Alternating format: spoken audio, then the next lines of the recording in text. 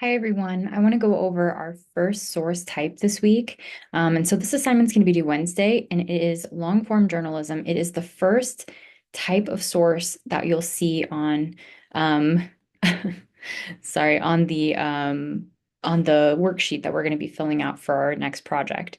So for long form journalism, the most important thing it's right here is that it should have background information on the topic.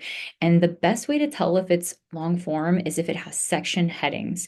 They're not all going to have section headings. So I want to go ahead and show you a couple of examples that I think would count for long form, but that's typically the best way to know if something would count as long form. And I want to make sure that you're finding good sources for this, because I will go through and click on on the links from everybody's papers to make sure that the source fits well. So you just want to make sure that you're choosing pretty carefully, like what kind of source. So if we look at, for example, the New York Times, okay, so this is a pretty traditional newspaper. You've probably heard of it before. And so they have the resources to make long form journalism articles, which means like they're going into more depth. If we look at some of these first stories up here, um, they have down here, it says 4-minute read. Now, I can't know for sure without clicking on this, but I don't think either of these are going to be counted as long form journalism articles, and that's because they're very short. These are probably news updates. So, in other words, these are stories that are telling us the the newest information on an ongoing story. If we scroll down a little bit, we can see some that are a little bit longer. Um, for example, this one, How Cheerleading Became So Acrobatic, Dangerous, and Popular. This is going to be an in-depth article on cheerleading. And I can tell because, again, it tells me right here, it's a 34-minute read. That's a long article, right? And so I'm going to go ahead and guess that this is going to be long form journalism. Now, again, it's an assumption, but I'm probably right because that is so long. They have got to have some background information in there. I wanted to show you a source though that is not super long, but that still would qualify. Now, I don't know if I would actually call this long form journalism because it's not long, but it is in depth in a way, and I'll show you what I mean.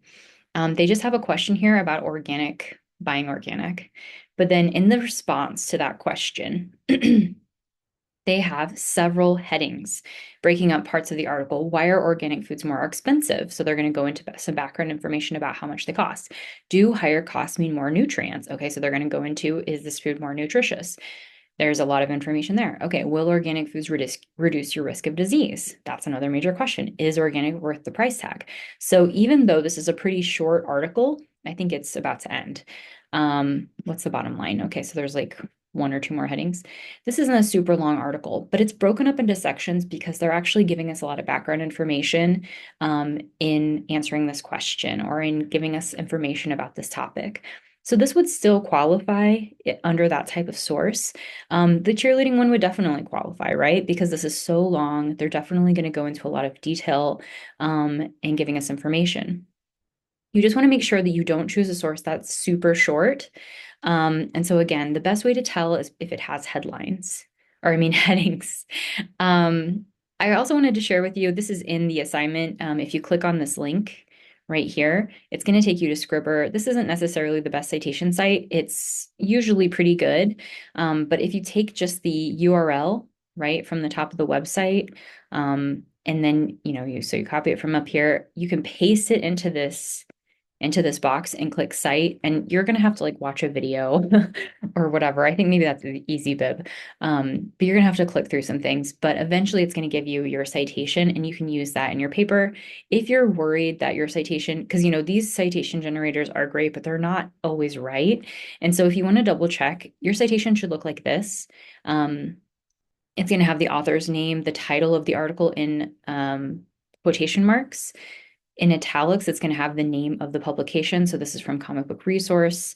And so if you were taking one from the New York Times, it'd be New York Times, and then the date of the publication, like the day that it was published, and then the URL. Okay, and so that's all you need. I have access on here. I don't think I really need that, but go ahead and have this information.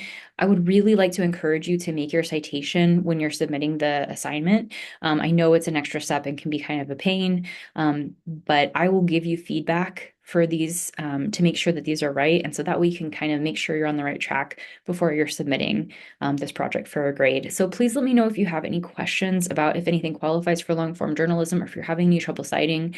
I'm really happy to help you with that. And good luck with your writing.